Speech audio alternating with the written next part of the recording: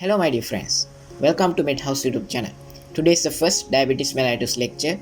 In this lecture I will talk about definition, classification, symptoms, diagnosis and our target levels of diabetes mellitus.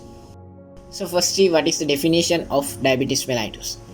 Diabetes mellitus is a group of metabolic diseases characterized by increased levels of glucose in the blood, which is also known as hyperglycemia, resulting from defects in insulin secretion, insulin action or both.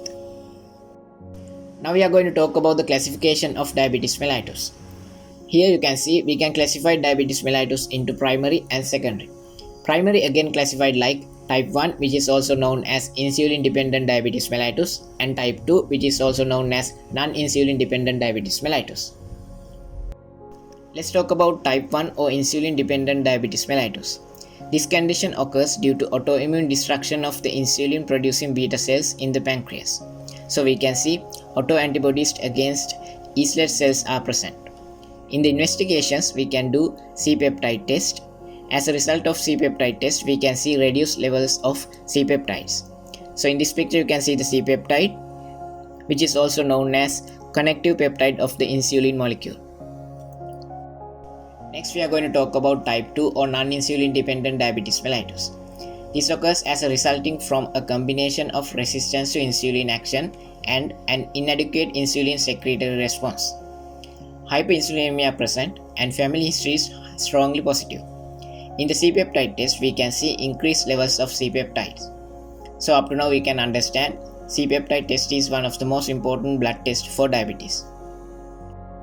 Now we are going to talk about the causes of secondary diabetes mellitus. So causes can be pancreatic, endocrine, usage of some drugs and hereditary. So pancreatic causes are chronic pancreatitis and hemochromatosis. Endocrine causes are Cushing's syndrome, acromegaly, pheochromocytoma, hyperthyroidism and glucagonoma. And some medications are steroids, olanzapine, thiazides. Hereditary cause is Friedreich's ataxia. Let's talk about the symptoms of diabetes mellitus. There are three main symptoms. They are polyuria, polydipsia and loss of weight. Those three symptoms also known as osmotic symptoms of diabetes. In addition to those three, those patients will have excessive sweating, poor wound healing, recurrent infections, extreme fatigue, numb or tingling of hands or feet, and always those patients will feel hungry. Now we are going to talk about the diagnosis of diabetes mellitus. In symptomatic patients, in single occasions, one of these criteria is enough. So, fasting plasma glucose level equal or more than 7 millimoles per liter or more than 126 milligrams per deciliter. If 2-hour OGTT value equal or more than 11.1 millimoles per liter or more than 200 milligrams per deciliter. Or if HbA1c value equal or more than 6.5%. In asymptomatic patients, presence of those criteria in two separate occasions are important. They are fasting plasma glucose level equal or more than 7 millimoles per liter or 2-hour OGTT value equal or more than 11.1 millimoles per liter.